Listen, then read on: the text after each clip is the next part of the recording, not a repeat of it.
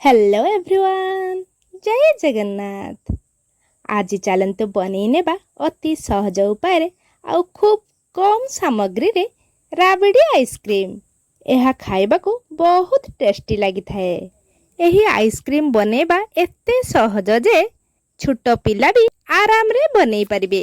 एठी मु गोटे मोटा करेई गैस रे बसई नेछि, ता ऊपर गोटे लिटर क्षीर ढाली नेछि।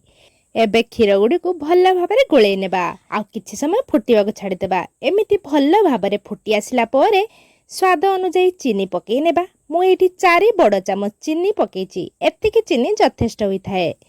चीनी पकई सारला परे भल भाव में गोले नेबा आउ किछि समय फुटई नेबा। क्षीर गुड़ी को फुटी फुटी एमिति अधा होई आसिले गुजराती पाउडर पकई भल भाव में गोले नेबा। आ मु एठी किछि ड्राई फ्रूट नेछि। काजू आउ पिस्ता को भल भाव में छोट छोट करी काटी नेछि। एबे से क्षीर रे आमे ऐड करबा। एबे भल भाव में गोले नेबा आउ अल्प समय फुटिबा को छाड़ी देबा। बस एमिति गाढ़ा होई आसिले गैस रा फ्लेम को ऑफ करि नेबा आउ 20 मिनिट पर्यंत ठंडा हेबा को छाड़ी देबा। एबे देखंतु हमर ठंडा होई आसिलानी आउ पूरा बहलिया भी होई आसिलानी। एबे आमे गोटे आइसक्रीम मोल्ड नै आसीबा।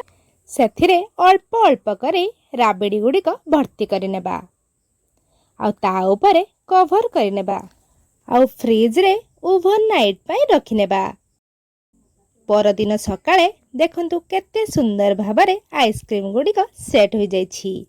एबे आमे बाहर करी खाई परिबा।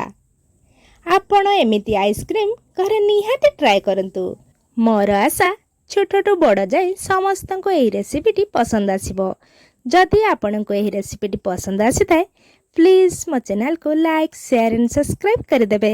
Thanks for watching.